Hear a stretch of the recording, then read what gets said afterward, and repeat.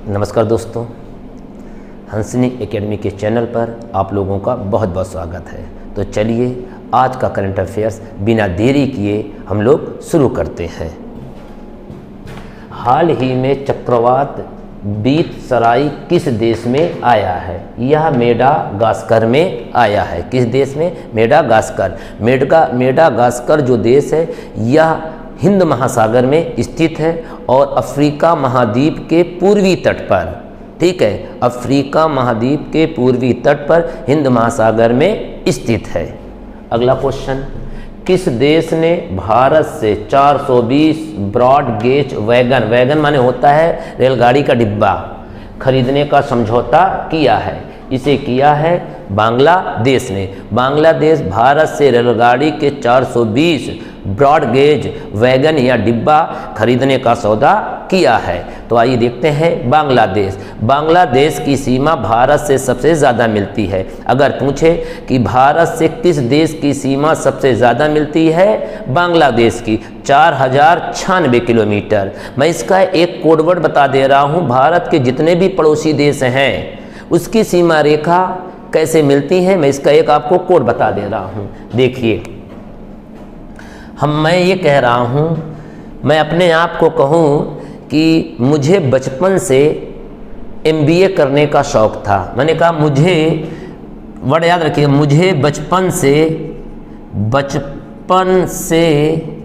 MBA करने का शौक़ था। मैं एक सेंटेंस बना लिया हूँ, ठीक है। इसमें हमारा जो कीवर्ड है वो है बचपन और MBA, ठीक है। वो तो मैंने सेंटेंस अच्छा बनने के लिए ऐसे किया है कि बचपन से मुझे MBA करने का शौक़ था। सुनिए, कौन सा देश सबसे पहले है? वो पहले आएगा। बचपन बा से बांग्लादेश, यानी बांग्लादेश की सीमा सबसे ज़्यादा मिलती है भारत से। चीन, पाकिस्तान, ना से नेपाल, M से बताइए म्यांमार, B से भूटान, A से अफगानिस्तान, ठीक है। तो सबसे कम किसकी? अफगानिस्तान की। सबसे ज़्यादा बांग्लादेश की। बांग्लादेश के जो इसमें प्रधानमंत्री हैं वो शेख हसीना हैं और राष्ट्रपति अब्दुल हामिद हैं। कौन है? अब्दुल हामिद। बांग्लादेश की जो मुद्रा है वो है टका। बांग्लादेश की राजधानी ढाका है। बांग्लादेश की जो संसद का नाम है वो जातीय संसद है। क्या है? जातीय संसद। बांग्लादेश कब आज़ाद हुआ है? 1971 में, ठीक है। चलिए अब हम लोग आगे बढ़ते हैं। तो पता चल गया किस देश की सीमा भारत से सबसे ज़्यादा मिलती है। अच्छा, एक चीज़ और है, ब्रह्मपुत्र नदी को बांग्लादेश में जमुना के नाम से, यमुना नहीं, जमुना के नाम से जानते हैं। ब्रह्मपुत्र नदी को ध्यान रखिएगा, जमुना के नाम से जानते हैं। आगे बढ़ते हैं। हाल ही में चर्चा में रहा कंवल टाइगर रिजर्व कहाँ है? यह तेलंगाना राज्य में स्थित है। अगला देखते हैं। भारत के नए कृषि सचिव, एग्रीकल्चर सेक्रेटरी कौन बने हैं? मनोज आहूजा। इसमें हमारे नए एग्रीकल्चर सेक्रेटरी या कृषि सचिव मनोज आहूजा को बनाया गया। इसमें हमारे कृषि मंत्री कौन है?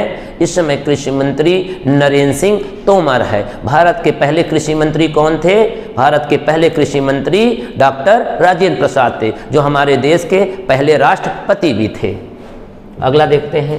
केंद्र सरकार ने प्रधानमंत्री किसान संपदा योजना को कब तक के लिए बढ़ा दिया है? इसे मार्च 2026 तक के लिए बढ़ा दिया गया है, ठीक है।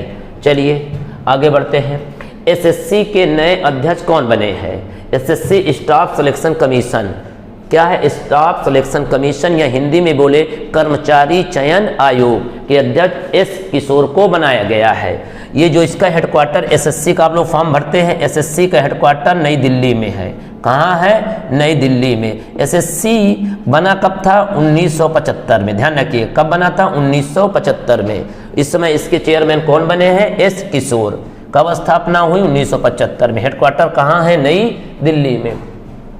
सांसद आदर्श गांव योजना में कौन सा गांव शीर्ष पर रहा है? उस गांव का नाम है सातगांव और यह गांव कहाँ है? तेलंगाना में। गांवों के विकास के लिए मोदी सरकार ने सांसद आदर्श ग्राम योजना को चलाया था? आइए देखते हैं कब चलाया था।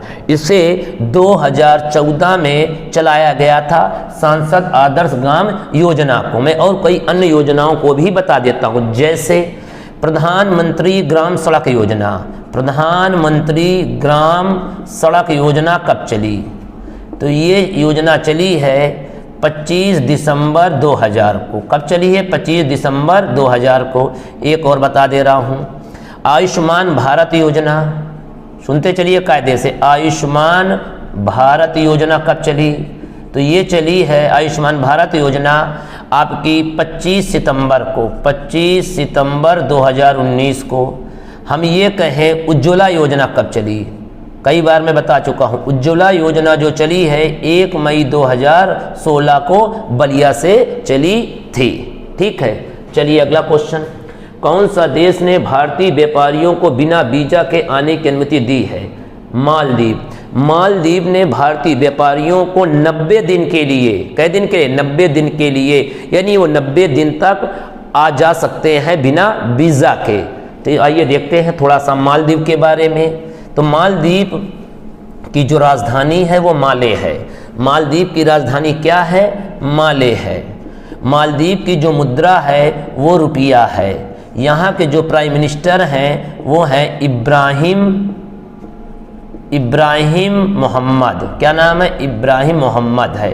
ठीक है, यहाँ पे मालदीव और कुछ अन्य द्वीपों के बीच कुछ चैनल पाए जाते हैं, उसको हम लोग देखते हैं। जैसे 8 डिग्री चैनल। 8 डिग्री चैनल किन द्वीपों के बीच? ये मालदीव और मिनीकॉय के बीच पाया जाता है, एग्जाम में आता है। मालदीव और मिनीकॉय के बीच। अगर हम कहें 9 डिग्री चैनल, तो 9 डिग्री चैनल जो है ये लक्षद्वीप और मिनीकॉय के बीच। ठीक, एक और है 10 डिग्री चैनल। ठीक है, ये अंडमान और ग्रेट निकोबार के बीच पाया जाता है। ठीक है, चलिए अगला क्वेश्चन। तो पता चल गया कि मालदीव की राजधानी क्या है? माले है। अफ्रीकी संघ शिखर सम्मेलन 2022 कहाँ होने जा रहा है? ये इथियोपिया में होना जा रहा है। अफ्रीकी संघ शिखर सम्मेलन कहाँ होगा? इथियोपिया। इथियोपिया की राजधानी अदिस अबाबा।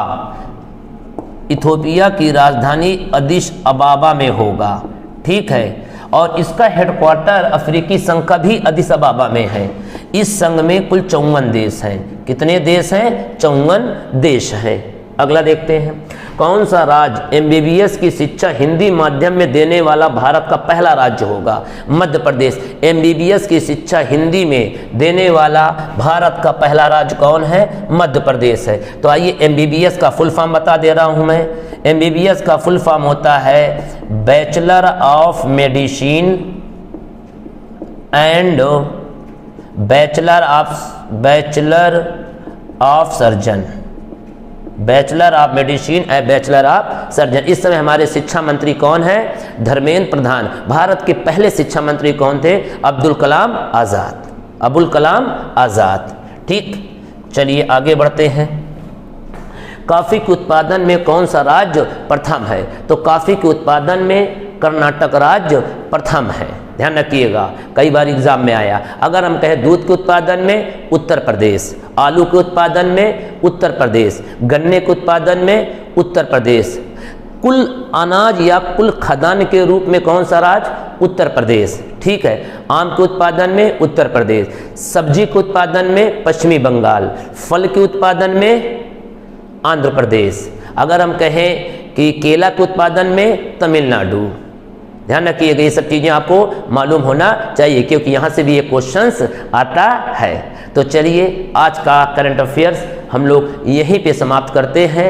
मैं इतना उम्मीद करता हूँ कि यह वीडियो आप लोगों को ज़रूर पसंद आएगा क्योंकि मैं कम से कम समय में ज़्यादा से ज़्यादा आपको कंटेंट देने का प्रयास करता हूँ जो आपके एग्ज़ाम के दृष्टिकोण से बहुत ही महत्वपूर्ण रहता है। तो चलिए आज हम लोग समाप्त करते हैं। नमस्कार, जय हिंद।